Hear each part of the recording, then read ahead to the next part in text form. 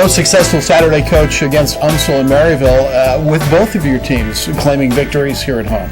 Yes, it was a really good weekend. It's good kind of see where we're at this phase of our training, and we're glad to walk away with a couple of wins on both the men's and women's side. Well, let me ask you this. Is it the biggest winning weekend you've ever had, or one day, you think? I'd have to say that it probably was, other than maybe winning the Cardinal invite a couple of years ago. Yeah. All right, so let's break it down a little bit if you want. Women and men. Which one do you want to start with? We could start with the women. Okay. We had a lot of pretty solid swims for this stage of the season. We were kind of going back and looking where our swimmers were at the black and red in our pool, as well as this weekend, and we saw a lot of improvement.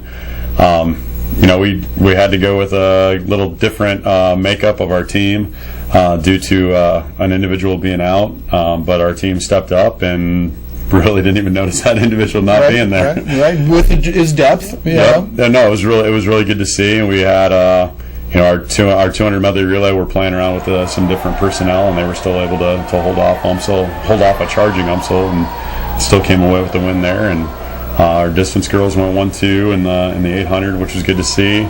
UMSL's a lot stronger than they have in the past. So was Maryville, but our team did well. Sophomore Carly Wood won both backstrokes. Junior Shannon Ernst, our school record holder in the 100 breaststroke, she was able to go her fastest 100-meter breaststroke, because our pool is a meter pool. It was her fastest 100-meter breaststroke here at Jewell throughout her career, and for her to already do it on October 22nd was really nice. Yeah. How about on the men's side? On the men's side, we didn't start the meet out like we wanted to. We definitely had to. I guess UMSL made us earn it, to say the least. Right away, the first relay, UMSL ended up running us down in the last 50 and winning that relay by 0.2 of a second. We had a freshman on the end. He made some technical mistakes, but the best thing about mistakes is they're fixable, they're correctable. Sure. So we got to go back and focus on those details in practice and work those details out as the season goes on. Probably the biggest weekend out of anybody, men's and women's team, was Anthony Aranda, sophomore guy from Missouri City, Texas. He had 3 huge wins. Mean by huge wins is he delivered when we needed them, because as I mentioned, we lost the first relay, we lost the 800 right away, and when you lose the first 2 events, you're down. Your team is down right there, then and there. So we needed a win in that third race, and Anthony, he was down in lane 1, and he just went for it and took it out and held strong, and ended up going his fastest 200 free ever in our pool. Won that event. Going into the second break, it was really even, and the 400 free was the second to last event going into the second break, and he ended up going his fastest 400 in our pool ever. So I'm a very conservative race, but really kind of made a statement on the end of it. And then right out of the last break, there's the 200 IM, and then there's the 400 free relay. And the guys asked me, we need to win one or both. And I was like, well, we need 1, but 2 would be great. Sure, yeah. And Anthony stepped on the blocks and ended up going 2:08.1 in the 200 IM, which broke a pool record that was set 2 years ago.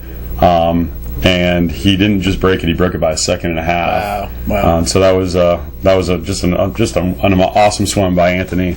And then our guys 400 free relay really stepped up big, and they took it to UMSL, and it was a close race, but our anchor leg really kind of separated themselves. Keaton Durr had a monster split on the end, and gave us the win there. And I've heard, and you have too, coaches say that you make your most improvement between your first and your second competition. Did you make that improvement, you think, from coming out of the Show Me Showdown? Absolutely.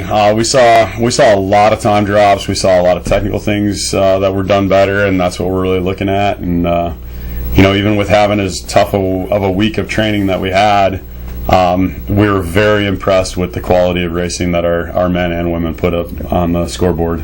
Good. How about the conference? There is no regular season conference championship, right? Or is there? There isn't. I guess all of the individual teams' coaches are responsible for their scheduling. I try to swim. Obviously the Show Me Showdown, we see every Missouri GLVC team. Right. But then throughout, we had obviously UMSL and Maryville on the schedule for this last Saturday. In 2 weeks we go, not 2 weeks, but a week from this weekend, we go to Drury for the Drury invite, and there UMSL will be there again, but we'll have Drury, we'll have Missouri S&T, and then a couple other schools will be there as well. And then we actually will race against McKendree for the first time. They will be at the Chicago invite. And then after Christmas break, we will go to Bellarmine, and Indy will be there as well. So we pretty much see every school in the GLVC throughout the season. To me, it's not by accident. Like, we want to be able to see them in person. We want to be able to compete against them and have that experience. But yeah, there's nothing that dictates that no, you will swim this person on this day. And so there's no official regular season championship. Correct. However, you're building toward that GLVC swimming championship. Correct. That is plan A for the season. In the what, 3-day event? It's a 4-day. 4-day. Okay. Yep. It's Wednesday, Thursday, Friday, Saturday, February 8th through the 11th. It's a very difficult, physical, mental, demanding test, emotional even. Right. To be at our peak from Wednesday morning through Saturday evening. And if you have a great swim, you can't let your emotions run too high. If you have an awesome swim, you can't get down. You gotta move on to the next one like immediately.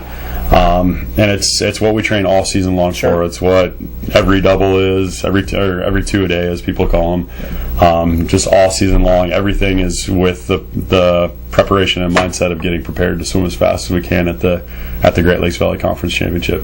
And Coach, what is up next for you guys? Next, alluded to it, we're going to Drury University for the Drury invite on Friday, November 4th, and Saturday, November 5th. It's going to be a test for us, just because, obviously Drury's a perennial power. S&T is strong. Lindenwood, who is top 4 on both the men's and women's at the Division II National Championship, they're going to be there.